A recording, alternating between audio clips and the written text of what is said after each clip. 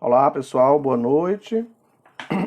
Começando a nossa segunda live para a continuação da nossa formação com a participação aí da turma de Pacuti, Cleuma e professores da Rede Municipal de Pacuti.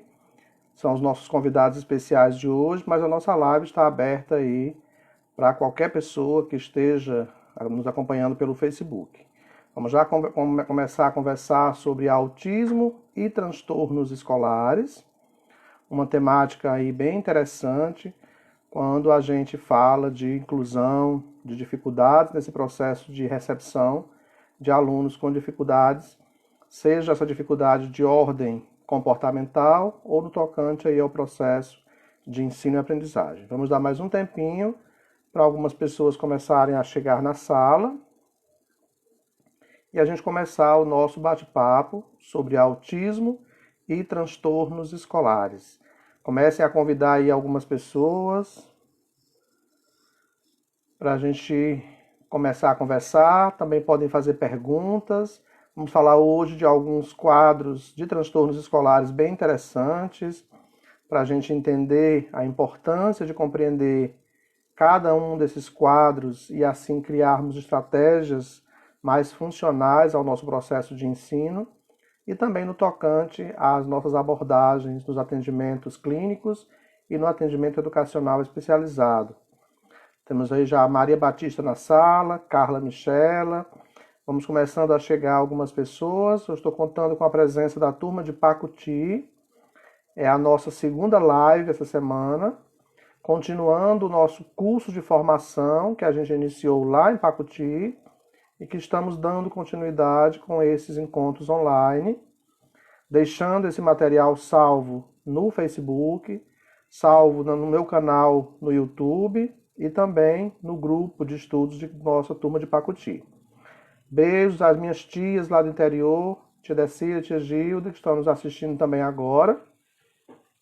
E vamos já começar a conversar sobre esse assunto, que é autismo e transtornos escolares. Vamos dar mais um tempinho para algumas pessoas começarem a entrar lá de Pacuti, que é a nossa participação especial dessa turma, que tem nos acompanhado nesses estudos e que também precisam se antenar com relação a esse conhecimento que está ligado aí aos transtornos escolares. E quando eu falo em transtornos escolares, estou falando de alunos com autismo, de alunos com TDAH, de alunos com dislexia, com descalculia, com disgrafia, com desortografia, de alunos com transtorno opositivo desafiador, de alunos com transtornos de conduta e transtornos de comportamento, de alunos com deficiência intelectual, de alunos com síndromes diversas que comprometem as questões de ordem intelectual, comportamental, motora, e de outras tantas condições que envolvem comportamento. Então, quando eu falo de transtorno, estou falando de alguma coisa que provoca um desarranjo, um desconforto, uma desordem de ordem psíquica, de ordem neurológica, de ordem cromossômica, de ordem genética. Então, qualquer condição que traz aí algum prejuízo nesse processo de organização, tá? Vou ver como é que está aqui a internet. Vou ver como é que... Não sei se a internet está boa. Meu som e imagem estão chegando ok para vocês? Tá ok som e imagem? Me dá um ok aí, por favor. Pronto. Célia Maria acabou de entrar. Mel Ferreira. Vamos chamar algumas pessoas aí para participar da nossa sala, para que a gente tenha demandas de perguntas, de dúvidas, e que a gente possa sanar essas dúvidas durante essa 1h30 de conversa acerca desse assunto. Então, quando eu falo de transtorno, estou falando de qualquer desordem de ordem diversa, que pode trazer aí um comportamento disruptivo, desorganizado, que provoca algum tipo de desconforto na pessoa ou no seu entorno. Quando eu falo de transtorno, eu falo de questões ligadas a problemas de ordem neurológica, de ordem cromossômica, E aí a gente precisa entender que esses alunos com transtornos escolares estão no espaço escolar, precisam de um professor que conheça cada condição particular desses transtornos, precisa de um professor que receba esse aluno de forma acessível, que pense a partir do conhecimento acerca desse diagnóstico, que possibilidades ele pode fazer ou criar para gerar acessibilidade, né? E aí entram as adequações curriculares tão necessárias para que os ajustes possam acontecer e esse aluno tenha de fato acesso às informações que podem ser trabalhadas no contexto escolar. As leis amparam a inclusão para qualquer pessoa, independente da condição que ela se apresente. Existem políticas mais específicas para as pessoas com deficiência. Existem alguns recursos de educação especial mais direcionados às pessoas com deficiência, mas teremos também uma demanda de público que não estão contemplados dentro da Política Nacional de Educação Especial, mas que fazem parte do contexto escolar e que, por sua vez, merecem uma atenção especial por parte da escola. Lembrando que quando eu falo de inclusão, quando eu falo de acessibilidade, quando eu falo de adequação curricular, não depende de um diagnóstico para que esse processo aconteça. É obrigação do professor, é obrigação da escola receber esse aluno com qualidade e com a mesma qualidade de recepção, é obrigação criar ferramentas que gerem possibilidades de sucesso, né, para esse aluno. Então, esse documento chamado diagnóstico, laudo, não quer dizer que tenha que ser uma obrigação da família de apresentar à escola e que assim o professor só vá fazer algum tipo de acolhimento a esse aluno mediante esse laudo. Não. O professor irá acolher qualquer aluno, independente da condição que ele apresente, ele irá criar ferramentas de acessibilidade, ele irá adequar possibilidades curriculares, ele irá flexibilizar os seus conteúdos curriculares, respeitando a forma como cada aluno funciona. Não esqueçam, não é o aluno que se ajusta ou se adequa à escola, mas sim a escola que tem a obrigação de se ajustar e de se adequar a qualquer aluno que chega nesse espaço. E esse ajuste, essa adequação está ligado diretamente às possibilidades que nós criamos enquanto escola, criando aí também possibilidades para esse aluno conseguir, de fato, estar próximo daquele conteúdo que é trabalhado e assim gere possibilidades no seu crescimento, né, enquanto construção de ensino e aprendizagem. Então, o transtorno ele pode ser decorrente de uma disfunção, especialmente em algumas áreas cerebrais específicas. Muitas das dificuldades que a gente chama de transtornos escolares estão associadas ao córtex pré-frontal, que a gente já explicou na live anterior, e isso provoca um transtorno, uma perturbação, né, a partir de uma falha que acontece nessa região, que é a partir da entrada do estímulo, para gerar uma resposta, né, de fato coerente com aquele estímulo que chegou. Então, por serem de origens diversas, esses transtornos escolares, independem aí do desejo da pessoa que apresenta de fazer aquilo que você quer. Muitas vezes os comportamentos acontecem porque ela simplesmente não sabe como controlar alguns impulsos ou como se comportar de forma diferente. Por isso, eles precisam de ajuda especializada para que os objetivos que a gente pense enquanto ensino e aprendizagem, enquanto estimulação no atendimento clínico ou institucional, possam de fato levá-los a um melhor desempenho acadêmico, social, profissional ao longo de sua vida. A principal característica dos transtornos escolares são as dificuldades que ele pode trazer frente a esse processo de ensino e aprendizagem, frente às questões de ordens relacionais e sociais, né, as interações.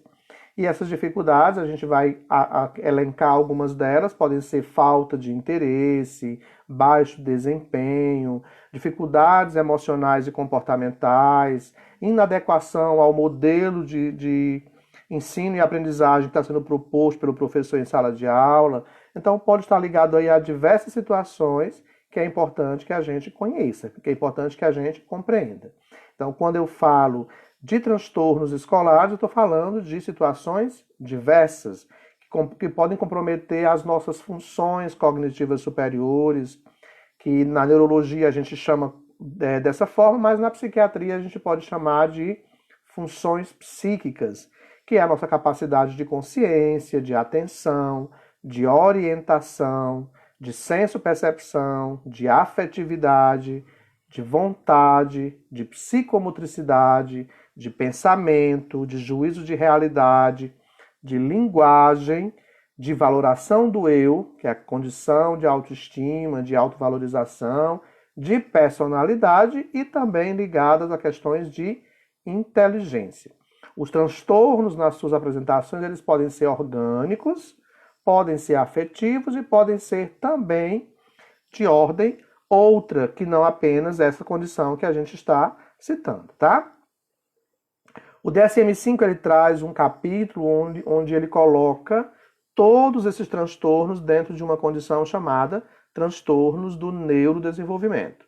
E ele fala, nesse capítulo, que são transtornos associados a prejuízos de funcionamento cerebral, portanto, necessita da estimulação para a neuroplasticidade, necessita de ajustes para a acessibilidade, necessita de qualquer ferramenta que a gente possa oferecer desde o início do seu processo de desenvolvimento, que a gente chama de estimulação precoce. Então, esses transtornos considerados transtornos do neurodesenvolvimento são deficiência intelectual, que a gente vai encontrar nos atuais livros com a nomenclatura de transtorno do desenvolvimento intelectual, transtornos da comunicação, e aí entra linguagem, fala, gagueira, comunicação social pragmática, transtorno do espectro do autismo, que a gente conversou na live anterior, TDAH, transtorno do déficit de atenção com hiperatividade, vamos já falar um pouquinho sobre ele. Transtornos específicos da aprendizagem, que são dislexia, descalculia, disgrafia e desortografia. Transtornos motores, que são os transtornos de desenvolvimento da coordenação, os transtornos estereotipados, os transtornos de tique e outros transtornos que a gente ainda não tem como classificar devido a se confundir-se com outros sintomas. A Cláudia está dizendo que foi dizer isso a uma professora do AE, que você falou, ela disse que jamais é assim, o aluno com autismo tem que se ajustar à escola. Eu não vou nem discutir essa fala, né, Cláudia? Porque dizer que o aluno com autismo tem que se ajustar à escola, porque é assim que a escola quer, é um desrespeito à lei. Qualquer aluno com qualquer deficiência precisa ter, por parte da escola, ferramentas que levem esse aluno a se ajustar no contexto escolar. Portanto, a escola precisa sim buscar por ferramentas que atendam às necessidades desse aluno e não o contrário, tá? Então, a escola tem esse papel. Enquanto adequação curricular, ela tem que atender a todas as demandas que chegam nesse espaço. Não vai desrespeitar nenhuma condição de deficiência. O autista tem o direito de estar lá e tem o direito de ter adaptações dentro da condição que ele pode melhor funcionar. Então, essa resposta que a professora deu não merece nenhum comentário, porque fica parecendo até um pouco de falta de conhecimento em relação ao que a gente defende como inclusão, tá? Bom, nós falamos na live passada sobre autismo, descrevemos bastante aqueles principais sintomas que a escola pode observar, que o profissional que atende na saúde pode observar para que a garantia do encaminhamento precoce, do diagnóstico precoce, da intervenção precoce também possa acontecer no tempo certo e assim garanta melhores chances de evolução para esse sujeito. Boa noite, Elinda. E aí a gente vai começar a falar agora de uma condição diagnóstica muito interessante, chamada transtorno do déficit de atenção com hiperatividade.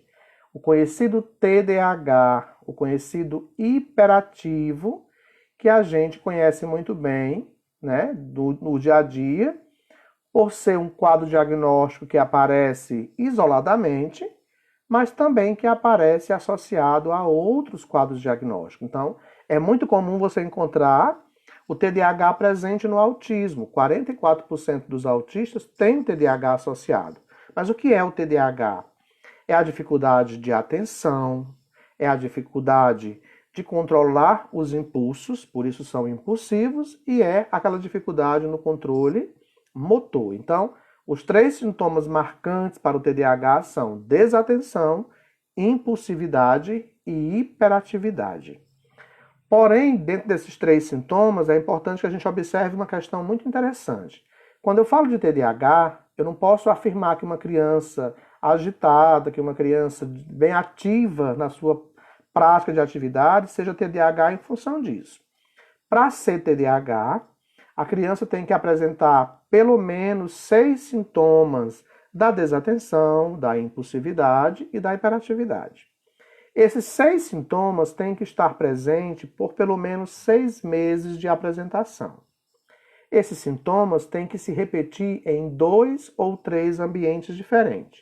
Então, confirmados essa permanência dos sintomas, de pelo menos 6, por mais de 6 meses, e que se repete em casa, na escola ou em outro ambiente, aí o neuropediatra ou psiquiatra infantil vai pensar na condição de diagnóstico para o TDAH.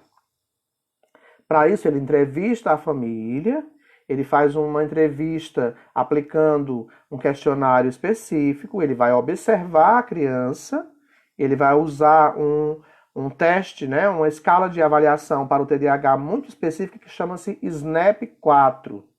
Esse SNAP-4, aí ele vai pontuar alguns pontos importantes dentro dessas condições que eu acabei de citar para o TDAH. Desatenção, impulsividade e hiperatividade.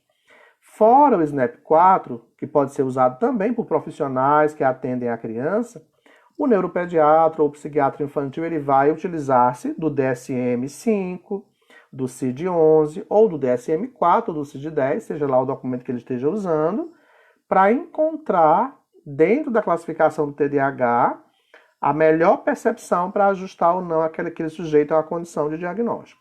Importante lembrar que esse diagnóstico não pode ser dado muito cedo, porque pode acontecer, né, de se precipitar no fechamento desse diagnóstico, e é importante esperar um pouco mais. Então, a média de idade é entre 4, 5, 7 anos de idade para fechar com mais segurança esse diagnóstico, a não ser um quadro que chama muita atenção e acabe aí sendo fechado mais cedo. Importante lembrar que o TDAH, pelo seu quadro de agitação, pela sua impulsividade, pela sua desatenção, por prejuízos no sono, por prejuízos outros de ordem comportamental, pode necessitar de uma medicação para melhorar essa condição de agitação e assim também qualificar a sua capacidade de atenção e concentração, e o processo de ensino-aprendizagem ou de estimulação possa acontecer de forma eficiente. Então, normalmente se prescreve, enquanto médico, para o TDAH, uma medicação à base de um composto chamado metilfenidato, que é a Ritalina. Outra medicação pode ser a risperidona, outra medicação pode ser a Venvanse. Então, o médico, neuropediatra ou psiquiatra infantil que está avaliando esse paciente é quem vai dizer qual a melhor medicação, né, ou vai experimentar a medicação para ver a resposta que ele pode dar a esse remédio. 2 informações importantes. A Ritalina 10 miligramas, ela tem um efeito de até 4 horas de duração para controle desses comportamentos. Então, melhorou o comportamento, as nossas intervenções podem ser muito mais eficientes, porque agora a criança está mais calma, menos agitada. A Ritalina LA, ou tipo Concerta, ela tem um efeito maior de duração, é de 6 até 8, 10 horas o seu tempo de duração no organismo. Então, a criança praticamente passa metade do dia bem tranquila, bem mais concentrada, menos agitada em função da medicação. Mas é preciso que também aconteça essa experimentação da medicação e aí um feedback entre a família e o médico, ok? O TDAH, ele está presente muito mais do que a gente possa imaginar. Então, a estimativa atual é que a gente tenha no espaço escolar uma média de pelo menos 5 a 8% dos alunos que estão em idade escolar com TDAH, mesmo não diagnosticado. Então, nós temos muitas pessoas com TDAH, muitos adultos com TDAH, que nunca foram diagnosticados e que podem agora também buscar por essa avaliação para entender melhor a sua condição e assim conduzir melhor o seu processo de comportamento, de atividades, tá? Professor, eu não dou a Ritalina para o meu filho porque disseram que não é boa. 50% dos sintomas do TDAH podem diminuir ao longo da vida, mas sem a medicação é pouco provável que a gente consiga essa redução dos sintomas, tá? O TDAH vai existir para sempre na vida da pessoa, não é uma doença, portanto não tem cura. Ele vai existir a vida inteira, mas precisa desse controle medicamentoso desde a infância e das terapias que podem ser auxiliares durante o seu processo de adolescência e de vida adulta, tá? Então, o TDAH não tratado, ele pode abandonar a escola, ele pode criar problemas comportamentais na escola, ele pode estar mais vulnerável a se envolver com drogas, porque ele vai buscar por alguma coisa que dê a ele uma sensação de tranquilidade, a suposta sensação de tranquilidade.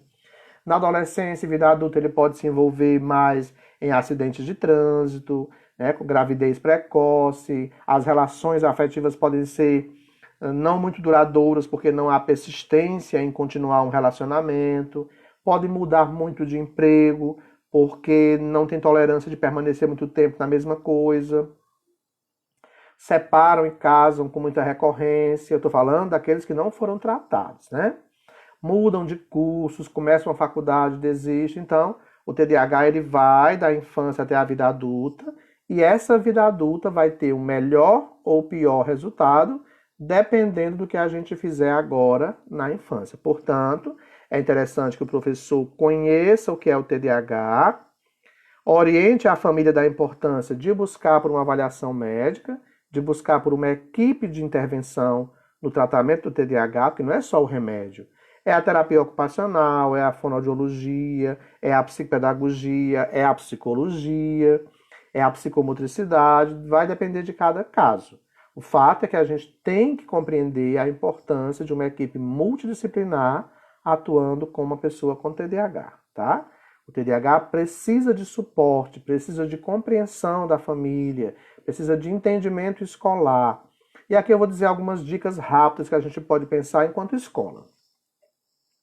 Aquele aluno com TDAH, ele não vai ficar 4 horas sentado numa cadeira só porque você quer. O corpo dele pede por movimento. Então é interessante que de vez em quando você solicite que esse aluno levante, venha até o quadro, vá fazer alguma coisa lá fora, ajude o colega, para que esse movimento corporal, que a gente chama de psicomotricidade ou de sujeito, possa ser minimizado por conta desse movimento que ele fez. Uma atividade longa que você entrega a uma pessoa com TDAH, lembre-se, eles têm problemas de funcionamento no córtex pré-frontal. Uma atividade extensa onde ele olha e vê o tamanho da atividade, ele já desiste. Então, você pode pegar uma atividade longa e fragmentar em atividades menores, onde ele possa iniciar e possa concluir. E aí você entrega a outra atividade, ele vai iniciar e concluir. Atividades muito extensas já faz com que ele desista. Essa desistência é por não saber trabalhar com situações a longo prazo, especialmente aquelas onde ele tem que produzir, pensar, né, elaborar estratégias de resolução de problemas mentais. Então é importante que a gente tenha essa consciência de como ele funciona para pensarmos em atividades, seja ela de ordem escolar, de ordem clínica, de ordem domiciliar ou de ordem profissional, que atenda ao sujeito com TDAH. Não permita o acúmulo de atividades por parte dele em casa. Oriente a mãe de que ao chegar em casa com aquela atividade do dia, que ele já tenha um horário para fazer a atividade e não deixe para depois. É comum o TDAH procrastinar, ou seja, deixar para fazer depois. E nesse deixar para fazer depois, ele vai acumulando atividades, e quando ele vê a quantidade, ele acaba desistindo. Então é importante que a gente lembre de algumas dicas desse tipo. Atividades em dupla são bem-vindas na escola, atividades em grupo, atividades esportivas que trabalhem regras. Os lembretes de regras são importantes, porque pode haver aí uma dificuldade na memorização de algumas informações, portanto, podem descumprir essas regras. É sempre importante colocar o TDAH longe de pessoas que conversem com ele, que despertem a atenção dele, tirar aquele aluno de perto da porta ou da janela onde tenha elementos distratores, né, que chamem a atenção dele, ele perca o foco atencional da aula.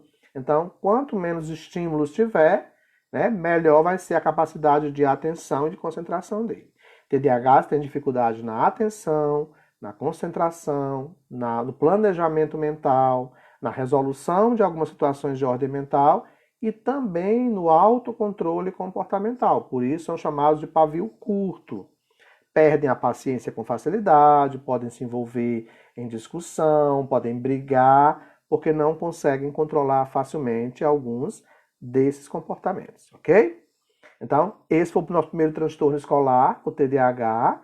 E aí, junto dele, eu vou trazer essa dica de leitura, O Aluno TDAH, a Pedagogia e a Realidade do Transtorno. É uma dica de leitura para vocês. É um livro bem interessante que fala sobre o TDAH, né, trazendo aí algumas orientações para o professor. Um outro transtorno que a gente vai falar agora, que tem tudo a ver com o TDAH, chama-se transtorno opositivo desafiador. TOD, conhecido TOD. Lembrando que quando eu falei que tem tudo a ver com TDAH, pelo menos 60% das pessoas com TOD têm TDAH associado, ou vice-versa, tá? É sempre importante lembrar isso, que a grande maioria das pessoas com TOD tem o TDAH associado. Mas o que é o TOD, professor? Além do TDAH presente, o TOD tem uma tendência natural a desafiar a autoridade do outro, por isso que o nome é opositivo e desafiador. Ele desafia a autoridade de pai, a autoridade de mãe, de professor, não tem medo de ninguém maior do que ele. Só que ele faz isso por uma ação impulsiva. Ele se arrepende, ele pede perdão, ele diz que te ama, mas em seguida vem de novo o impulso, ele faz tudo de novo. Porém, é importante observar que o comportamento do TOD é aquele comportamento que pode ter aí uma característica interessante por guardar rancor de alguma situação e por ser vingativo. Ele acaba depois se vingando daquela pessoa que criou um mal-estar para ele. Ele tem dificuldade em trabalhar em grupo, ele tem dificuldade em trabalhar em questões de compartilhamento social, ele tem dificuldades durante a execução da tarefa porque ele acaba não querendo fazer só para desafiar o professor. Então tem algumas características marcantes aí que além do TDAH vão a oposição à autoridade, à regra e o desafio ao outro enquanto autoridade superior a ele. Mas ele pode ser rancoroso, ele pode ser vingativo, ter um comportamento diferente do TDAH, porque ele pode ser agressivo no sentido de trazer aquele rancor de volta para vingar-se em uma situação. Mas é importante que por volta dos 5, 6 anos de idade, a família fique atenta a esse comportamento e não ache apenas que é personalidade forte, que é porque ele tem um jeito dele, e vá buscar por uma avaliação psiquiátrica ou neurológica, tá? Por quê? Porque o não tratamento adequado do TOD logo nos primeiros anos da infância, né, por volta de 5, 6 anos de idade, vai fazer com que essa criança mais tarde traga outro problema maior, tá? Então, o TOD, além de ser desafiador, né, da autoridade do outro, ele não sabe seguir as regras do grupo como deveria, ele acaba desrespeitando as regras, é desobediente, tem baixa tolerância, provoca os colegas de forma proposital, tem déficit de atenção e concentração, porque muitos têm o TDAH associado, é muito ansioso em alguns momentos, é muito impulsivo, se mexe o tempo inteiro, levanta o tempo inteiro, desafia os outros, não sabe trabalhar em grupos, né? E ele pode se classificar de acordo com os níveis mais raivoso, irritável, questionador. É importante sempre lembrar, a Cláudia está dizendo que tudo que li e aprendi com você nos livros, completamente o contrário do. Não vamos nem falar nessa fala da professora, Cláudia, eu acho que nem cabe essa discussão, né? ignora essa fala da professora porque não está precisando rever alguns conceitos, a professora. Então, se a gente não se preocupar com esse precoce diagnóstico do TOD e do correto tratamento logo na infância, ele pode, ao longo dos anos seguintes, crescer para um outro quadro comportamental mais grave. Então, o TOD, que tem o TDAH associado e que, se não for tratado, ele pode transformar-se ao longo da adolescência em uma outra condição diagnóstica chamada transtorno de conduta, que já é um comportamento mais acentuado, mais grave do que o TOD. O transtorno de conduta ele é considerado um transtorno de personalidade antissocial.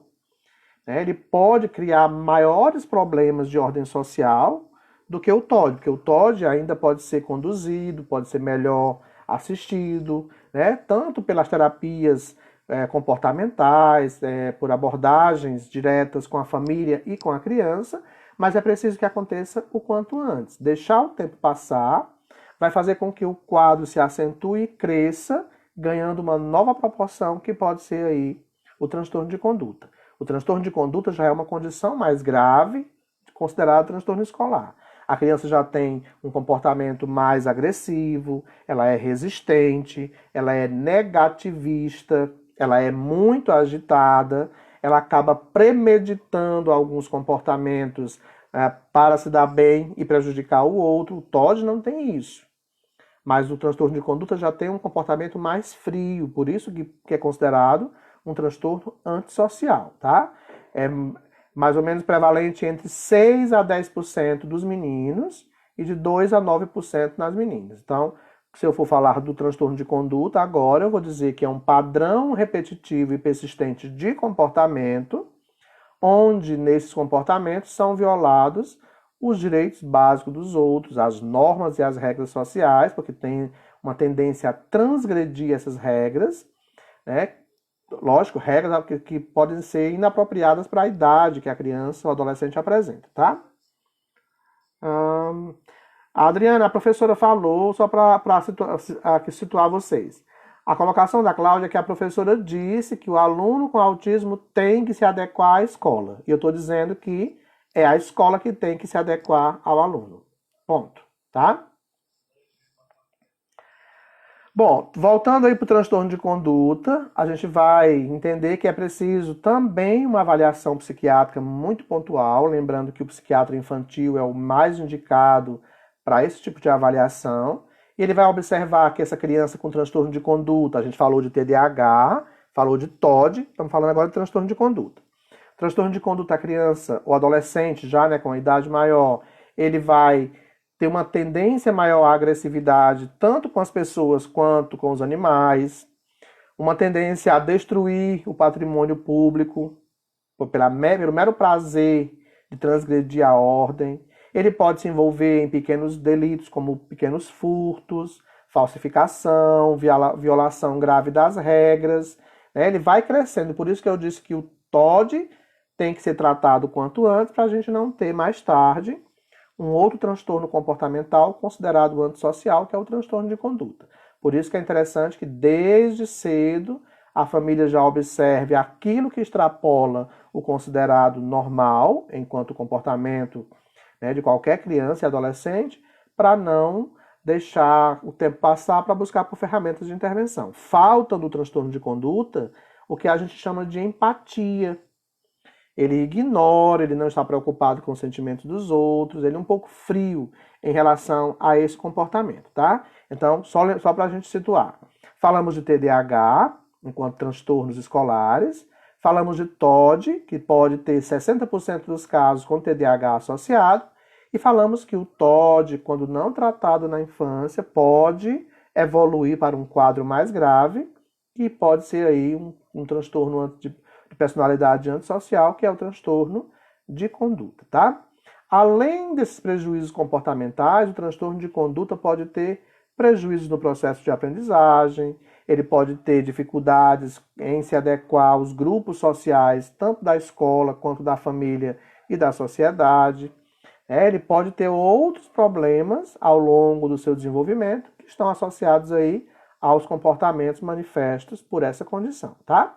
Então, em linhas gerais, ele pode ser provocativo, ele pode ameaçar as outras pessoas ou intimidar, ele pode envolver-se em lutas corporais com comportamentos mais agressivos, ele pode ter uma tendência maior a esses quadros hostis, além de outras questões consideradas antissociais, tá? Então, para a gente situar a quem está entrando na sala agora, nós estamos falando de transtornos escolares, já falamos do autismo numa live anterior, e agora estamos falando sobre alguns principais transtornos escolares que podem estar presentes no seu espaço de escolar ou no seu espaço de atendimento clínico ou institucional. Falamos na live anterior de autismo e estamos falando agora sobre transtorno do déficit de atenção e hiperatividade, transtornos opositivo desafiador e o transtorno de conduta. Temos também, dentro dessa condição, um outro transtorno que é importante que a gente fale também, que são os transtornos de tics. Transtornos de tics são aqueles transtornos onde há uma presença marcante de alguns tics motores, tics vocais, tics motores e vocais. E o quadro mais característico desse transtorno de tique, que a gente conhece aí, é aquela síndrome chamada síndrome de Gilles de la Tourette, ou síndrome de Tourette. Quem quiser melhor compreender essa condição diagnóstica, assista ao filme O Primeiro da Classe. É um filme baseado numa história real que relata toda a infância, adolescência e vida adulta de um rapaz com Tourette que tem o transtorno de tique, né, por apresentar esses tiques motores e vocais associados a essas descargas cerebrais que podem ser recorrentes. E lembrando que os tiques que a gente tem enquanto condição de transtorno estão diretamente associados ao comportamento e ao nível de ansiedade. Então, são descargas cerebrais ou microdescargas cerebrais que acontecem, fazendo com que o corpo responda a essas descargas cerebrais, emitindo sons ou realizando movimentos involuntários. Quanto maior o nível de ansiedade, maior a condição de aumento para esses tics. Então, os tics motores simples podem ser alguns tics vocais como tossir, pigarrear, fungar. Os tics motores mais complexos são aquele onde a pessoa pode se bater, pode se automutilar, pode pular, pode saltar. E o tique vocal complexo são aqueles que envolvem algumas palavrinhas bem diferentes para vocês. Por exemplo, coprolalia, palilalia e ecolalia. Coprolalia é a emissão de palavrão sem a intenção de dizer o palavrão. Palilalia é a repetição das próprias palavras que a pessoa fala. E ecolalia é aquele que a gente conhece lá no autismo, que é a repetição de palavras que outras pessoas falaram em momentos anteriores. Para os transtornos de tics, é importante a avaliação neuropediátrica ou neurológica, dependendo da idade da pessoa. Faz-se necessário terapia medicamentosa, faz-se necessário terapia comportamental, psicoterapia, principalmente para trabalhar aí as questões de relacionamento social, porque a pessoa com transtorno de tique, ela tem uma tendência a se isolar em função do comportamento que ela não se sente confortável e acaba se afastando do contexto social para não chamar tanto a atenção, tá? São pessoas que compreendem tudo o que acontece, mas se sentem desconfortáveis com aquilo que apresentam e acabam, muitas vezes, se isolando porque são julgadas, são apontadas, podem sofrer bullying. Dentro da própria família não há uma compreensão correta acerca dessa condição diagnóstica, a pessoa acaba se sentindo também desconfortável em função disso. Boa noite, Cleuma. Cadê a turma de Pacuti? Outro transtorno importante são os transtornos de excreção, que inclui aqui duas características interessantes, enurese e encoprese.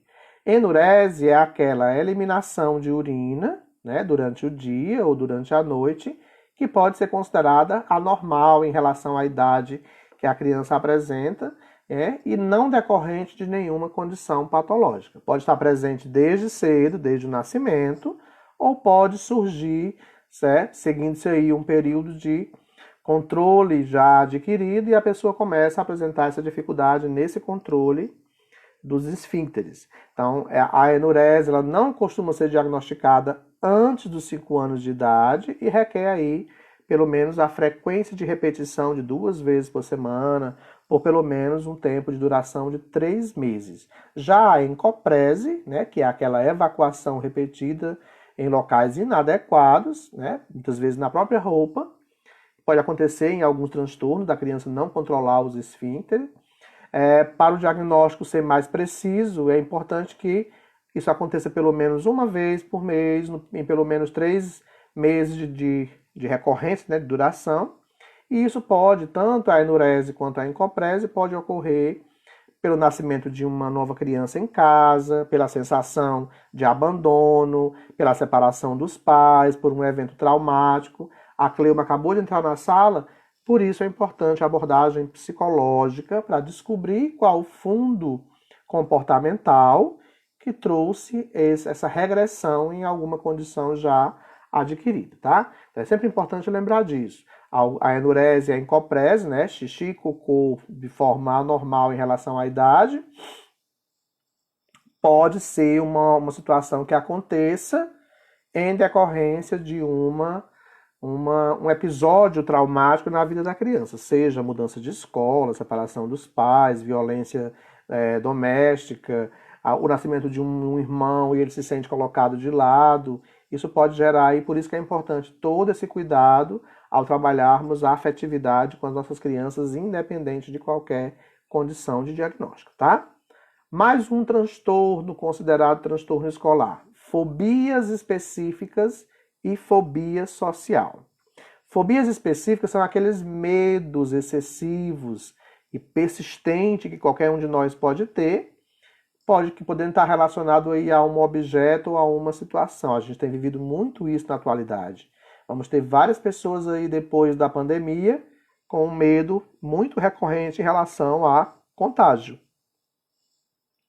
Por isso que é importante que a gente trate também desse retorno à nossa vida presencial, porque vamos ter aí algumas pessoas com comportamentos bem acentuados, com medo de se contaminar, né? Então, são as fobias mais específicas. Em frente a esses medos excessivos, a criança, adolescente ou adulto pode apresentar crises de choro, pode ficar desesperado frente a uma situação, pode ficar imóvel, se sentindo ameaçado em algum momento, pode ter uma agitação na sua atividade psicomotora ou pode apresentar crises de pânico, tá? Então, aquele medo excessivo que pode tirar a pessoa do eixo. Então, os medos mais comuns na infância, especificamente falando, são de pequenos animais, medo de injeção, medo de escuridão, medo de altura, medo de ruídos intensos, que é natural, tá? Essas fobias, esses medos, eles vão se diferenciar dos medos normais por serem reações muito excessivas, muito exacerbadas, né, levando essa criança a ter dificuldade em permanecer no espaço escolar, a ter dificuldade em estar em outro local que não aquele local que ela se sente protegida. Por isso, de novo, a importância de uma avaliação e de um acompanhamento psicológico. Desde 2010, se eu não me engano, 2009, 2010, que a gente tem brigado aí com o governo para ver a aprovação da lei que obriga a presença do assistente social e do psicólogo no espaço escolar. Já são mais de 10 anos nessa luta e até agora a gente não tem ainda legitimado essa obrigação. Então, toda escola tinha que ter um profissional da psicologia trabalhando com psicologia educacional, com psicologia escolar, porque a demanda de comportamentos, seja de fobia, seja de comportamentos disruptivos, de TOD, TDAH, transtornos de conduta, é muito recorrente no espaço escolar, e quanto mais cedo pudessem ser identificada, encaminhada e tratada, talvez menos prejuízos acadêmicos as crianças poderiam apresentar ao longo dos seus 14 anos de vida escolar. Mas ainda não temos essa figura presente 100% no espaço escolar, né? Então, dentro das fobias, a gente tem aí alguns medos que podem ser observados pelo professor na escola. Medo de falar em sala de aula, mutismo seletivo, a criança não fala na sala, mas fala lá fora. Alguma coisa aconteceu que intimidou essa criança. Medo de comer junto com os demais colegas durante o intervalo. Se isola muitas vezes no intervalo, ficando sozinha pelos cantos, sem interagir. Medo de escrever na frente das pessoas, medo de responder alguma pergunta em sala, medo de ler em voz alta para a sala, medo de usar banheiros públicos, né? Especialmente quando expostos a situações. Dessa forma, elas podem apresentar aí alguns sintomas físicos. Podem apresentar palpitações, tremores, calafrios, podem apresentar calores e sudorese excessiva, náuseas, né? E isso vai entender, por parte de quem observa, a importância cada vez mais de uma avaliação para a possível intervenção psicoterápica cognitiva comportamental, por se tratar de condições que envolvem comportamento e que, se não tratada, mais tarde trarão aí prejuízos no contexto acadêmico, prejuízos no contexto social, prejuízos no contexto relacional e profissional, tá? Muitos transtornos da vida adulta poderiam ter sido percebidos mais cedo na escola e poderiam ter sido encaminhados para os devidos tratamentos e assim talvez tivéssemos menos pessoas com dificuldades. Quer dizer então que eu, enquanto professor, tenho que aprender sobre tudo isso? Tem. Tem, porque você está num espaço que se chama espaço da diversidade. E é nesse espaço da diversidade que eu vou encontrar todos os tipos de alunos, oriundos de todos os tipos de família, de todos os tipos de condição social, de todos os tipos de condição econômica, religiosa, cultural, né, étnica. Então a gente vai ter, de deficiência ou não, a gente vai ter aí várias situações que é preciso que o professor compreenda e assim busque ajustar aquilo que foi importante no seu processo de ensino e aprendizagem para atender a cada demanda, tá? A Linda está reforçando aqui que na realidade é um projeto de lei, né, Linda? 13935 dispõe sobre a prestação de serviço da psicologia e do serviço social na rede pública de ensino. Não virou lei ainda, ia ser sancionado esse ano passado, aliás, mas não foi sancionado. Não sei se já virou lei. Até onde eu sei, ainda é um projeto de lei, tá? Bom, além desses transtornos escolares que a gente acabou de citar, a gente ainda tem um outro quadro diagnóstico também considerado transtorno escolar, que faz importante que a gente comente sobre ele, que é o transtorno do desenvolvimento intelectual, ou simplesmente conhecido por nós como deficiência intelectual. Para a gente melhor compreender a deficiência intelectual, a gente vai dizer que ela já foi chamada de deficiência mental, de retardo mental, de oligofrenia, de cretinismo, de imbecilismo, de lunático congênito, então mongol, excepcional. A gente teve vários nomes até chegarmos a ter o que a gente tem hoje, que é deficiência intelectual. Por que que muda tanto de nome? Porque ao longo dos anos, ao longo de cada movimento cultural, a cada década, esses nomes podem acabar se tornando pejorativos, virar ofensa às pessoas. E para não ser usados de forma pejorativa, os nomes vão sendo ajustados para não virar um elemento de exclusão, de preconceito, tá? Então, deficiência intelectual, que a gente não pode confundir com doença mental, não pode confundir com transtorno mental, que são duas coisas diferentes, tá? A deficiência intelectual é aquela capacidade intelectual muito abaixo da média em geral, de idade, de tamanho. É aquela pessoa que, além da dificuldade intelectual muito baixa, ela tem uma idade mental muito abaixo da sua idade cronológica. Ou seja, ela tem uma idade mental que não condiz com a idade que ela apresenta. Ela é infantil, mesmo sendo uma pessoa já com 14, 15 anos, se comporta como se tivesse 3, 4 anos de idade. além da dificuldade intelectual muito abaixo e de uma idade mental muito inferior à sua própria idade, a pessoa ainda é dependente ou parcialmente dependente em atividades chamadas habilidades adaptativas, que é a capacidade de comunicação, capacidade de locomoção, de uso dos serviços comunitários, de recreação, de saúde, de autonomia para a vida diária. Então, eu posso ter duas ou mais áreas dessas prejudicadas, somadas à idade mental inferior à minha idade cronológica e um comportamento para a capacidade de aprender muito infantil, muito abaixo do que se espera para aquela idade, tá? Tem alguns passos importantes que a gente pode citar para se perceber lá na educação infantil uma criança que possa ser considerada uma criança para encaminhamento de uma avaliação por se achar que está dentro de uma condição de deficiência, especialmente deficiência intelectual.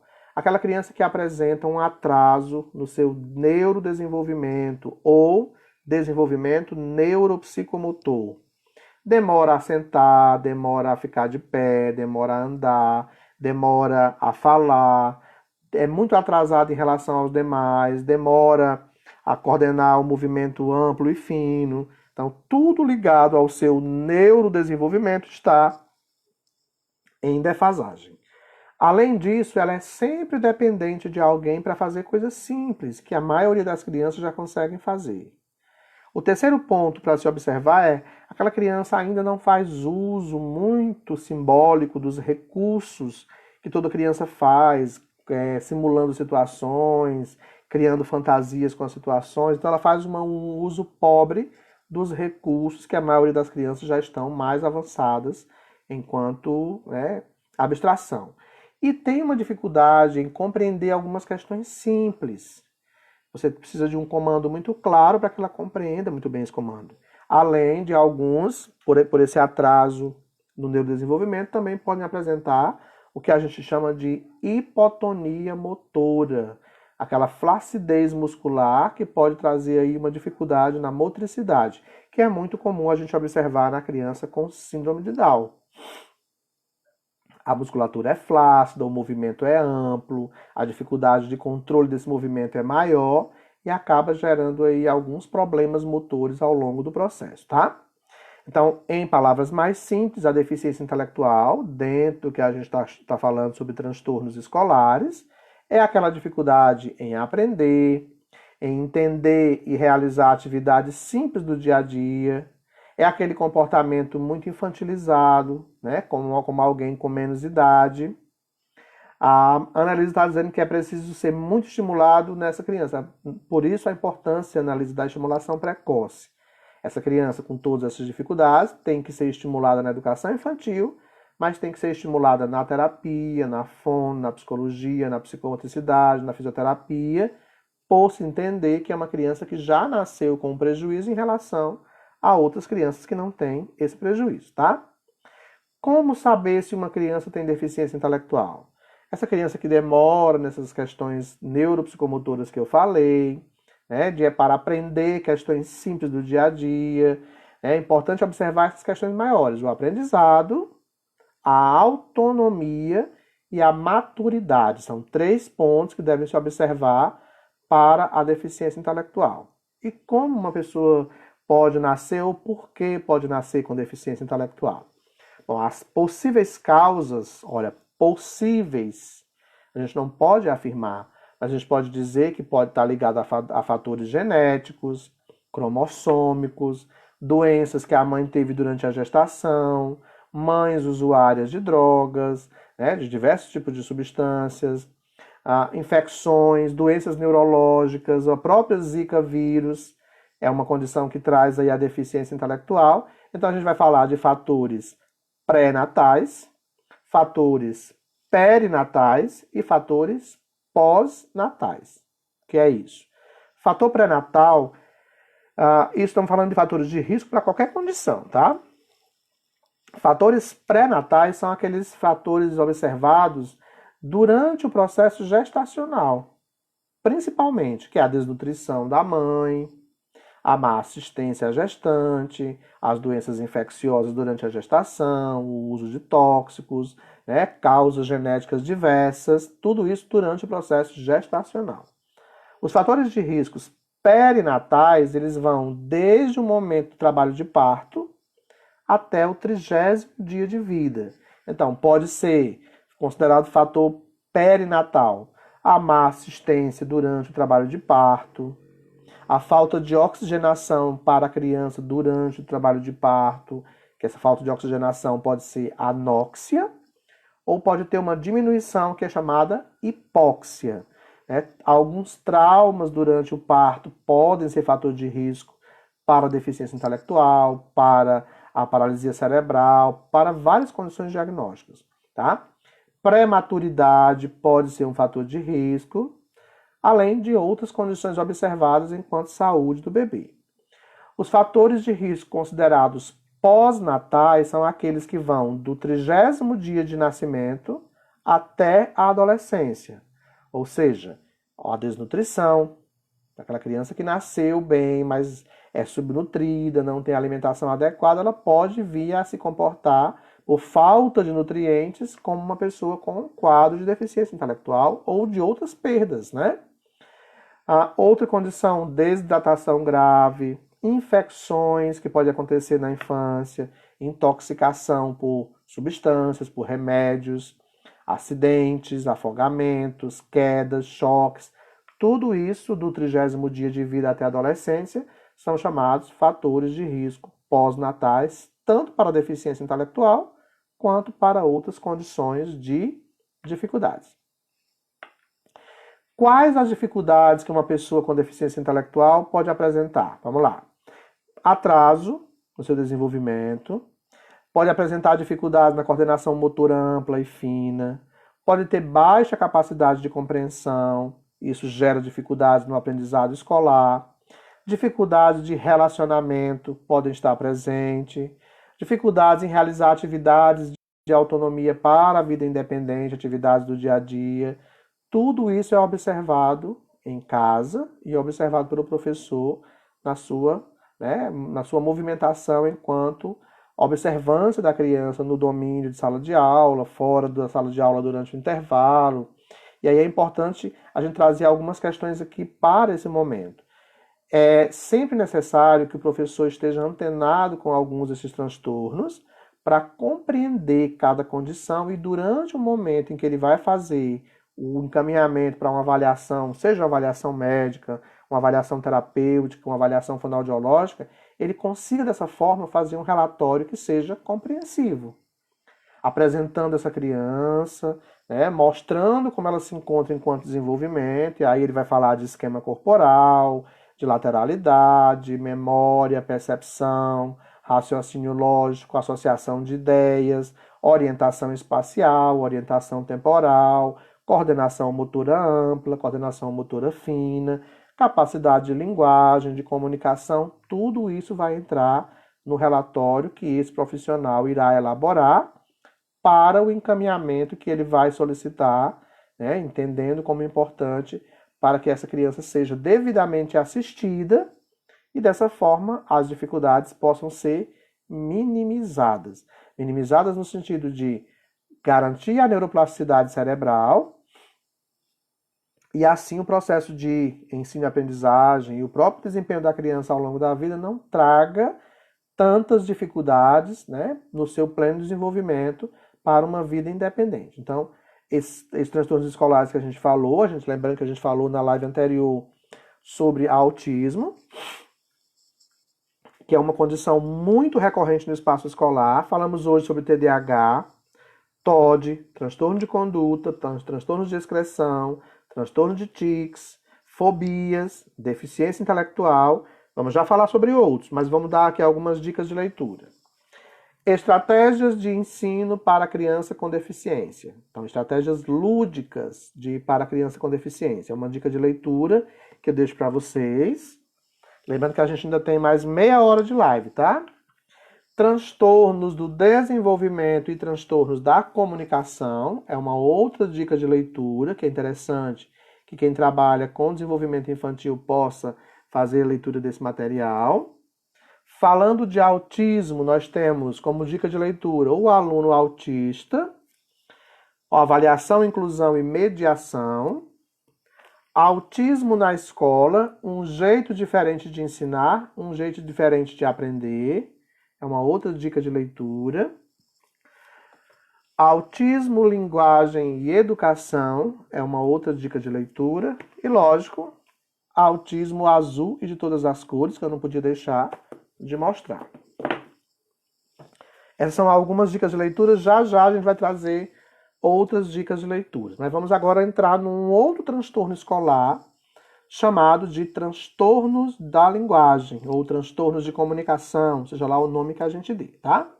São aqueles considerados desvios dos padrões normais de aquisição da linguagem, né, desde as suas etapas iniciais. Então, as causas para os transtornos da linguagem, a gente vai ter dificuldade de linguagem e comunicação no autista, no TDAH, na deficiência intelectual, tá? Em algumas síndromes. Por isso que é importante a gente compreender para saber quando e como encaminhar para um profissional da fonoaudiologia.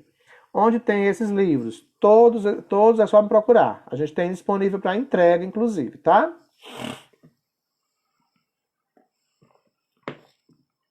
Todos esses livros a gente tem aqui em casa, disponível para entrega na sua casa aqui em Fortaleza, tá bom? As causas para o transtorno da linguagem podem envolver aspectos genéticos, aspectos degenerativos, aspectos lesionais em função de traumas, aspectos ambientais ou aspectos emocionais. Quais são os principais transtornos da linguagem e da comunicação? Dislalia, disfemia, afasia e disfonia. O que é isso? Dislalia, desvio na aquisição dos sons da fala, as trocas que podem acontecer também durante a fala. Disfemia ou gagueira, que pode ser natural no processo de desenvolvimento da linguagem, mas quando isso perpetua-se com um tempo maior, já é hora de entender se não está ligado aí a um problema de ordem neurológica. Coloco sim, pode deixar que eu mando para vocês, tá? Afasia, incapacidade ou ausência de capacidade para a compreensão da palavra falada, da leitura e da escrita. E a disfonia são alterações na qualidade ou na emissão da voz, como aquela voz rouca, áspera. E aí eu trago uma questão importante.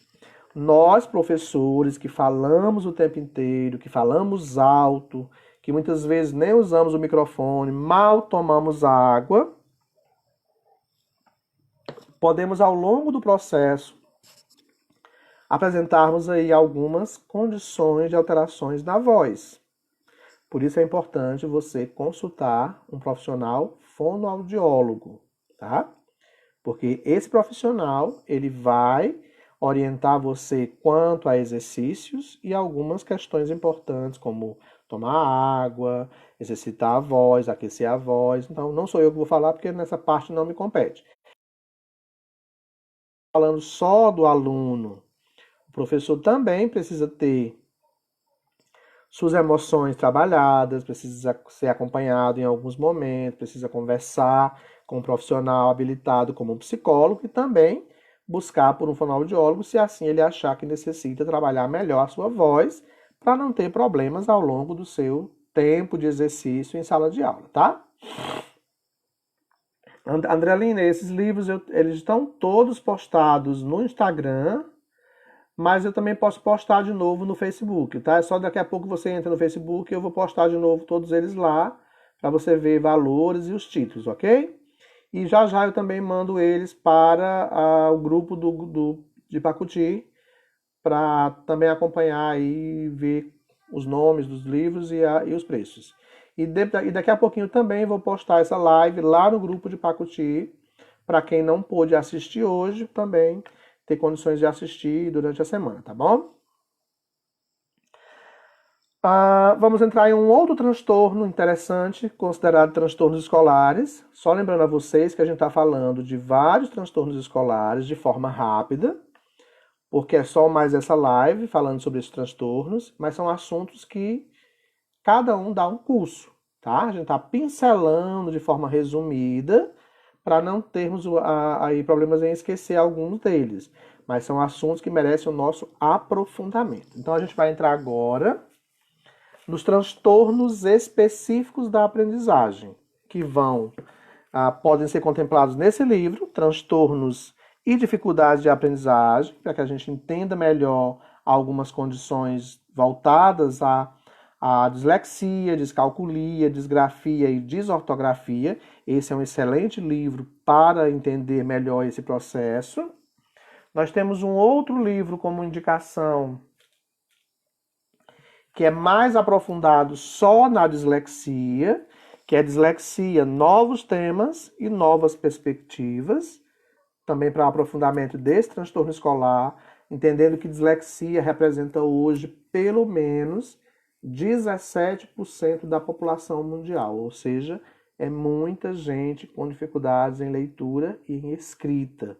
E infelizmente ainda não faz parte do AEE ou do Serviço de Educação Especial, mas estão na escola, precisam de intervenção psicopedagógica, neuropsicopedagógica, psicológica, fonoaudiológica, para trabalhar esse processo de leitura e de escrita. E aí, seguindo essa sequência, antes de falarmos um pouquinho sobre eles, eu trago para vocês uma coleção excelente, que é da autora Simaya Sampaio, que são 5 livros,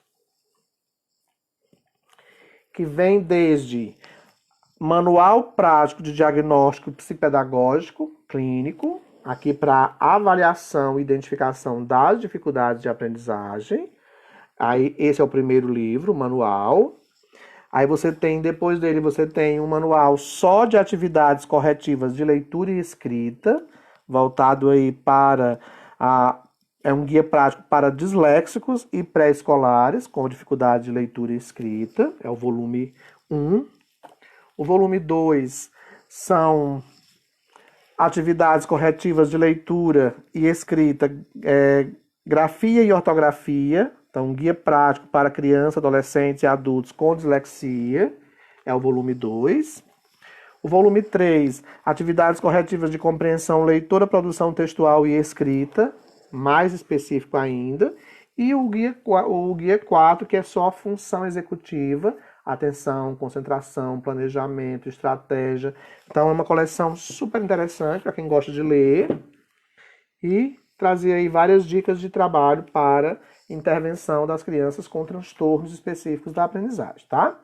Então vamos dizer que nesse contexto dos transtornos específicos da aprendizagem, algumas dificuldades de aquisição daquele conteúdo teórico, né? Embora a criança apresente uma inteligência considerada normal, não tenha problemas físicos, não tenha problemas emocionais ou sociais, mas tem dificuldade no processo de ler e escrever em função de alterações no funcionamento executivo.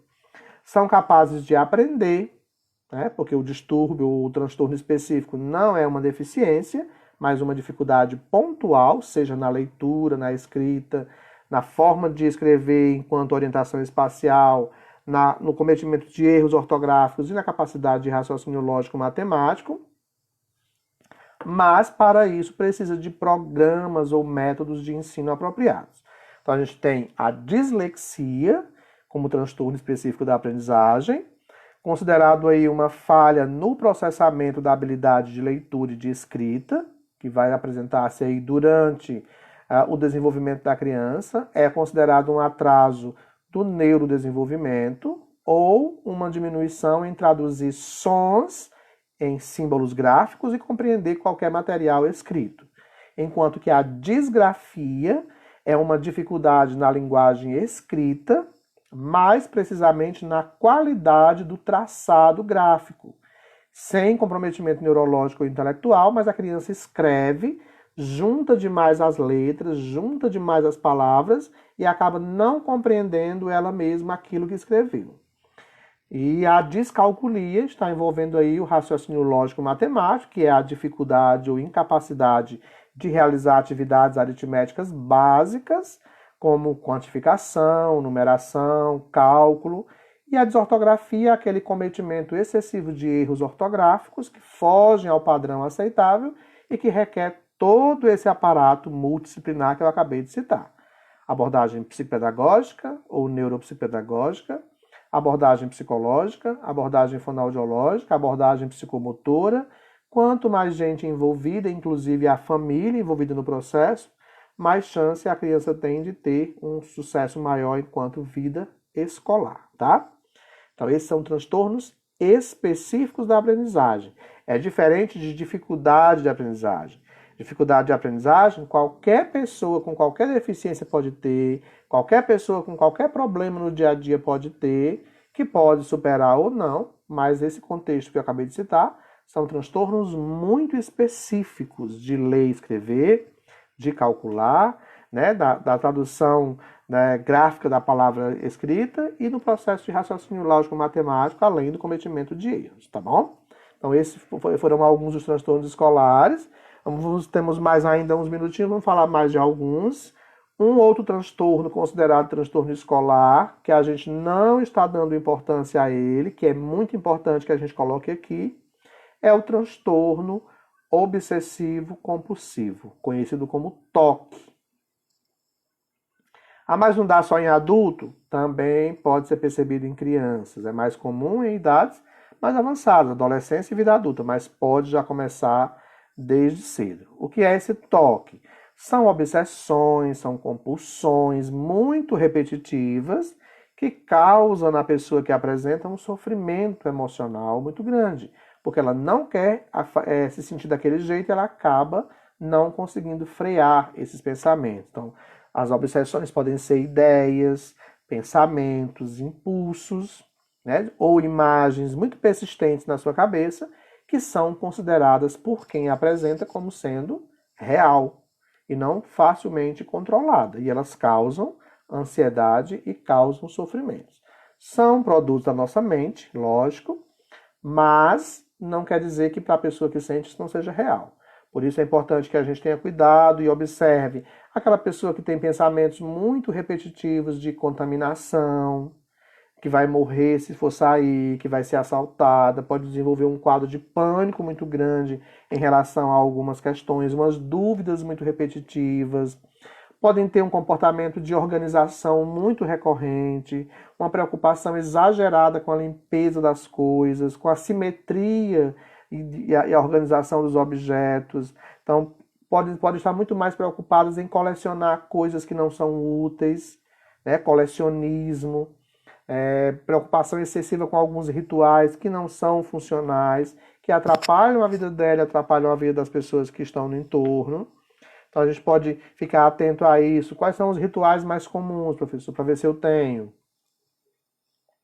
Lavar as mãos com frequência, achando que está contaminado, e por lavar várias vezes vai evitar essa contaminação. Tem pessoas que chegam a ferir as mãos de tanto lavar, porque acham que não limparam o suficiente.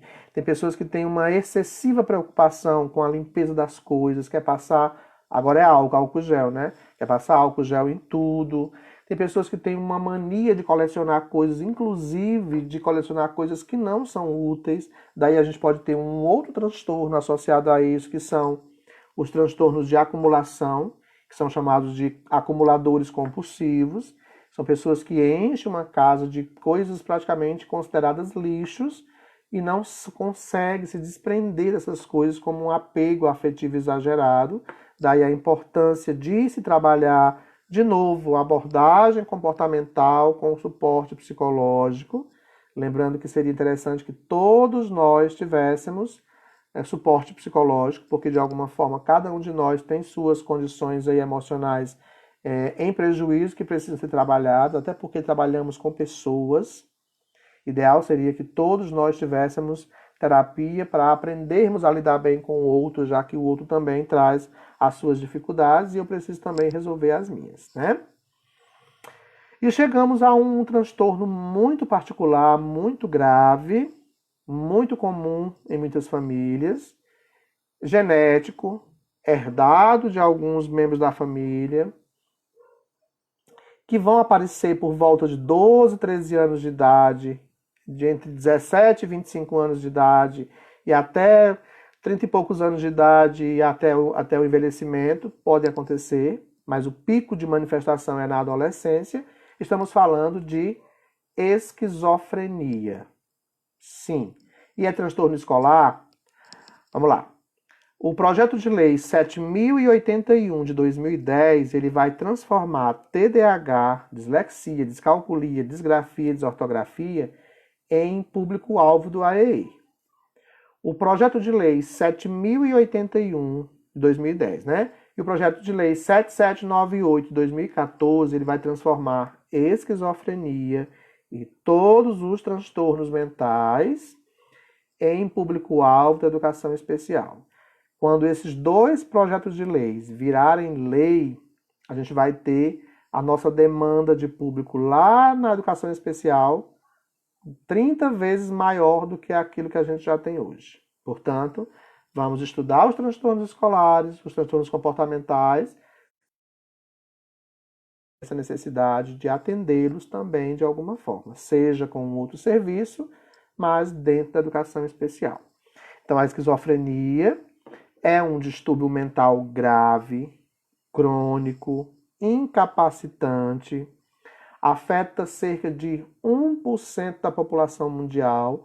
Então, a gente tem 80 milhões de pessoas no mundo com esquizofrenia. É um quadro psiquiátrico marcado basicamente por alucinações visuais, alucinações auditivas, alucinações visuais e auditivas. Pode ter quadros com alucinações táteis, sensações na pele. Então, homens e mulheres são igualmente acometidos, né? Mas ela é mais costumeiramente diagnosticadas em homens, mais cedo no sexo masculino. Normalmente já dá os primeiros sintomas na adolescência. A gente tem muitos alunos na escola com esquizofrenia, que muitas vezes estão deixando de lado por não se dar atenção devida e não se entender que é um público-alvo dos serviços de intervenção. Porém, é importante lembrar que é pouco provável que a gente consiga fechar um diagnóstico de esquizofrenia na infância. Por isso que a faixa etária é entre 12 e 13 anos, 17, 30 anos de idade, porque já passou daquela fase da infância em que se tem um amigo imaginário, e a gente não pode confundir isso com alucinação, tá? Então, por volta da adolescência que você vai ter essa condição mais presente, mais manifesta, que é aquele quadro de isolamento dentro de casa, de dificuldade em querer aceitar a higienização, de rebeldia, que se confunde inclusive com a adolescência, né? Quais são os sintomas mais negativos da esquizofrenia? Perda ou diminuição da capacidade de fazer planos, de falar, de expressar emoções, ou de encontrar satisfação em coisas simples do dia a dia. Falta de atenção ou de cuidado com a própria higiene pessoal é muito comum acontecer em alguns casos, né? Alguns podem vir ainda, inclusive, com quadros de melancolia ou depressão associados. No contexto escolar, a gente vai ter prejuízos na capacidade de atenção, capacidade de concentração, que vão trazer aí prejuízo de memória e prejuízo no processo de ensino e aprendizagem. Quanto mais cedo for feita a avaliação e iniciar-se o processo de intervenção, melhor será a evolução da pessoa com quadro de esquizofrenia, especialmente se entendendo como sendo alunos presentes na escola e que muitas vezes até abandonam a escola por falta de assistência à sua condição particular, tá? Então, tem-se uma estimativa de que a maior parte dos quadros de esquizofrenia tem uma combinação com fatores genéticos e ambientais. A causa precisa não se tem, né, ainda com exatidão, mas está associado aí a fatores genéticos e ambientais. Então, já falamos por se tratar de uma condição grave e incapacitante, requer intervenção psiquiátrica, intervenção psicológica, intervenção medicamentosa e um olhar de acolhimento da escola que a gente precisa ter cada vez mais. Temos também no espaço escolar, nossa live está quase acabando, mas nós temos também no espaço escolar um outro transtorno que tem acontecido muito nos últimos anos e não estamos dando conta disso, que é o transtorno de personalidade borderline, que é aquele quadro mais frequente nas meninas, onde elas, por uma carência afetiva, um sentimento de inadequação familiar, um sentimento de pouco amor que ela pode achar que não tem por parte das pessoas. Ela acaba querendo chamar a atenção de alguma forma, sofrendo emocionalmente por isso e acabam sendo levadas a automutilações, fazendo uso de cortes nos braços, nas pernas, como tentativa de compensar essa dor psíquica, transformando isso em dor física. E em alguns casos pode até chegar à morte por não se prever a profundidade dos cortes, podendo aí morrer em função disso. Tem acontecido muito isso nas escolas e a escola precisa ficar antenada para saber como orientar a família a buscar por programas de intervenção para esses quadros. Esquizofrenia é uma situação real, borderline também. E a gente tem um outro quadro muito recorrente na escola que são os quadros depressivos. As bipolaridades ou depressões que têm levado muitos adolescentes ao suicídio. Olha como a gente começou falando lá de deficiência, já estamos falando de questões comportamentais. Tudo isso é transtorno escolar, tá? Que a gente precisa ficar antenado, porque isso vai acontecer em algum momento e a gente pode até deixar passar despercebido por não achar que é uma condição que merece uma atenção especial. Além de tudo isso, nós temos os transtornos ansiosos, né? E outra condição agora trazendo para nós, profissionais. Temos também que nos olhar no sentido de observar se isso também não está acontecendo comigo.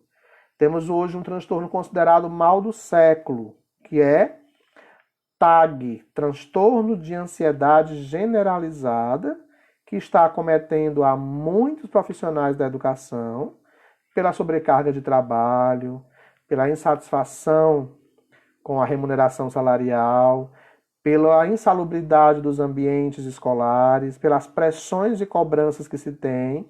A gente vai ter aí muita gente adoecendo em função desse movimento de aula online, de ter que se virar na internet sem saber como se virar, sem ter nem qualidade de internet para isso. É importante ficarmos atentos a isso, porque nós já tínhamos, antes da pandemia, um quantitativo absurdo de licenças médicas na educação por conta de transtornos de ansiedade, transtornos depressivos e fobias e pânicos, as síndromes do pânico. Juntos, isso forma uma síndrome chamada Síndrome de Burnout, que é um quadro de ansiedade, de depressão e de pânico, além de uma insatisfação profissional com tudo que o ambiente de trabalho pode trazer de negativo para a gente. Então, que a gente não apenas ache que os transtornos escolares estão presentes nas crianças, mas também pode estar presente em nós adultos, profissionais, portanto, merece uma atenção especial para que a gente não adoeça, perdendo a chance de buscar por qualidade de vida. Além de todos esses transtornos, eu ainda preciso falar de mais um transtorno, que é o transtorno alimentar, bulimia, anorexia nervosa, obesidade e ortorexia. Bulimia é aquela compulsão alimentar, onde em seguida você tem que colocar tudo para fora. Tá? A bulimia ela pode desenvolver ao longo do processo uma anorexia, que é a preocupação excessiva com a imagem corporal, onde você se olha no espelho, se vê gordo, quando na realidade você já está muito magro e acaba o tempo inteiro não aceitando a alimentação ou ingerindo uma baixa quantidade de alimentos, ficando cada vez mais anoréxico, magro, podendo até ter perdas neurológicas em função da baixa ingestão de nutrientes. A gente tem essa cultura da moda, da beleza do corpo, né, da ditadura do corpo, que é outra preocupação que os nossos adolescentes têm sofrido no dia a dia por conta das mídias. Além da anorexia e da bulimia, nós temos também um outro quadro que é a obesidade, que é a compulsão exagerada de alimentos, sem colocar esse alimento para fora, sem expurgar esse alimento, que pode, ao longo do processo, trazer complicações físicas, complicações emocionais, em função de outras condições associadas à obesidade.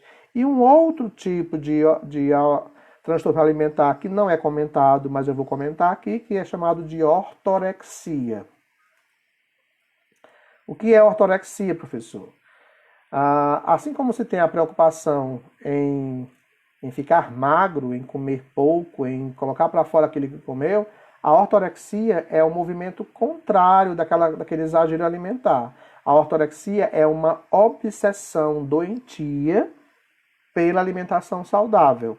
A pessoa acaba vivendo em função desse peso do alimento, da quantidade de alimento, e acaba gerando também problemas aí diversos em função desse exagero alimentar. Então, são várias condições que a gente tem aí presente nos espaços escolares e que é necessário que cada um de nós, professores, profissionais de atendimento, da saúde e da educação, que a gente conheça cada um deles e assim possa oferecer orientação familiar e suporte a esses alunos com qualidade, que a gente possa cada vez mais buscar por esse entendimento para não acharmos que é moda, que é invenção, que é para chamar a atenção, que é isso ou aquilo, e não como uma condição real.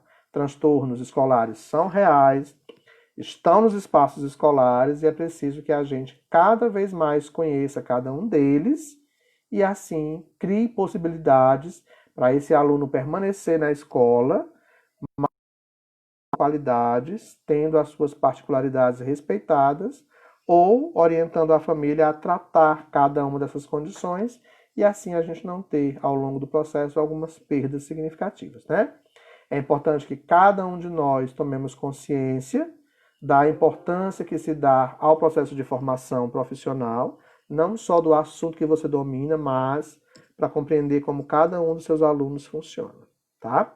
Então, a gente encerra aqui a nossa segunda live, agradecendo a presença de quem passou aqui pela sala e dizendo que esse conteúdo faz parte também de um curso que a gente iniciou em Pacuti, Autismo e Transtornos Escolares, onde a gente não teve como continuar em função da pandemia, mas encerramos com uma live sobre autismo e essa de hoje sobre transtornos escolares. Eu espero que cada um de vocês tenham aproveitado o máximo esse conteúdo, né, que a gente possa cada vez mais se empoderar dessas informações e assim oferecer de fato um serviço de educação, um serviço de atendimento, um serviço de apoio a esses alunos de forma qualificada, tá? É sempre interessante conversar sobre isso para que a gente entenda a necessidade cada vez maior de formação e de novos estudos. Porque, como eu disse lá no começo da live, eu não sei se a Cláudia Jeane está na sala ainda. Não são os alunos que devem se adequar à escola. São os professores e a escola que precisam estar abertos a se ajustar a cada aluno, criando possibilidades, criando flexibilizações, adequando atividades, adequando comportamentos, fazendo com que cada um possa responder bem dentro da condição que se apresenta. Uma pessoa com deficiência não tem que fazer igual ao que não tem deficiência. Ela tem que ter ajuste nas suas atividades para que ela possa responder do melhor jeito que ela puder responder. Isso é respeito ao outro. Isso é acessibilidade. E acessibilidade não é só rampa, não é só portas largas. Acessibilidade é atitude de acolhimento, é olhar sensível, é acolher o outro, é respeitar o outro do jeito que esse outro funciona. Se a gente respeita o outro nessa sua forma de funcionar, a gente está fazendo muito mais do que apenas ensinar a ler, escrever e calcular. A gente está ensinando a todos a respeitar cada um, como cada um funciona. Isso é inclusão. Inclusão não é ler e escrever. Inclusão é você criar possibilidades para que o outro se vire sozinho. Inclusão é você fazer o outro se sentir parte do processo. Não é estar na escola, é sentir-se parte da escola, sentindo que a escola acolhe, que a escola é um lugar de prazer, que a escola é um lugar onde você está e gosta de estar, mesmo que a sua aprendizagem não seja a aprendizagem que a escola espera. Mas alguém que não conseguia ficar numa fila e agora fica, alguém que não sabia como dizer o que queria e agora consegue mesmo apontando, alguém que não conseguia ficar meia hora sentado e agora fica, alguém que fica, está bem em qualquer lugar enquanto comportamento, em função de tudo que foi estimulado, melhorou, aprendeu. E a gente tem que valorizar todas essas conquistas. A gente está muito focado em ler, escrever e calcular. Isso não representa nada para quem precisa melhorar outras condições adaptativas. Que a gente pense sobre isso. Inclusão é muito mais do que leitura escrita. Inclusão é se sentir parte dos contextos sociais, educacionais, é saber ir e vir de forma independente sem precisar de alguém, é saber se virar dentro de casa, é saber ir para a escola e voltar sozinho sem se perder no percurso, é saber dizer o que quer, mesmo apontando, mesmo se utilizando de qualquer ferramenta alternativa. Inclusão é isso, é autonomia, é autogerenciamento. E a gente ainda está batendo na tecla de que o menino tem que ler, escrever, tem que copiar do quadro. Copiar do quadro quando você não sabe o que está copiando não quer dizer nada. É mais importante que ele nem copie e consiga fazer uma atividadezinha básica, dentro da condição que ele consegue. A gente precisa sair do modelo tradicional para entender a importância de navegar pelos modelos. A gente precisa atender a todos os estilos de aprendizagem. Entender sobre a aprendizagem é respeitar como cada um funciona. Ontem eu fiz uma live bem interessante sobre um jogo de cartas, que é esse jogo aqui, estilos de aprendizagem, que é como avaliar qual a melhor forma que o seu aluno tem de aprender. Se é ouvindo, se é vendo ou se é experimentando, vivenciando o movimento. Essas cartas fazem essa avaliação, identificando o perfil de aprendizado de cada aluno e como cada aluno melhor aprende. Se a gente respeitar como o outro melhor se desenvolve, a gente vai fazer um trabalho fantástico. Mas se a gente continuar querendo fazer do jeito que eu acho, eu acabo não atendendo ao grupo inteiro. E uma sala de aula não é composta apenas de alunos que sabem ler e escrever, mas é composta do que sabe ler e escrever, do que sabe só escrever, mas não sabe ler, do que não sabe ler e escrever, mas sabe falar. É composta de toda a diversidade. O que a gente precisa é entender como cada um funciona para adequar as nossas condutas de comportamento e de atitudes profissionais ao modelo de cada um enquanto condição diversa. Estamos falando de diversidade. Nenhuma sala de aula é homogênea. Toda sala de aula é heterogênea. Que a gente respeite essa variação de tipos de comportamento, de linguagem, de expressão. Se a gente fizer isso, a gente vai estar fazendo um belíssimo trabalho de inclusão, tá? Bom, nossa live já tem 1h e 35 minutos. Já estou dando sermão no povo, né? Falando demais. Muito obrigado pela participação de todos. Beth acabou de entrar, já estamos no finalzinho da live, mas ela vai ficar salva lá no Facebook, lá no YouTube também. Obrigado a cada um que passou aqui pela sala me ouvindo falar durante 1h30. É sempre bom falar sobre esse assunto. Amanhã eu vou estar às 16 horas. Eu, a Keliane, que é presidente da Associação Pintando Sete Azul, conversando com o pessoal do Senai sobre esse momento de isolamento social e o retorno à vida presencial dos nossos alunos com autismo e com outras deficiências. Às 16 horas, pelo YouTube do Senai, vamos estar conversando sobre esse assunto, também faz parte aí das nossas práticas. Muito obrigado a todos pela presença, boa noite. E já já postarei para vocês esse material para que vocês possam assistir na íntegra, quem não conseguiu nos acompanhar, tá bom? Muito obrigado a todos. Um abraço especial à turma de Pacuti, que me acompanhou nessas duas lives. E a gente encerra aqui a nossa formação em autismo e transtornos escolares. Eu vou acompanhar vocês agora fazendo as atividades que vocês precisam ainda fazer para concluir o curso de vocês. Beijos, boa noite e boa semana a cada um de vocês. Tchau, tchau.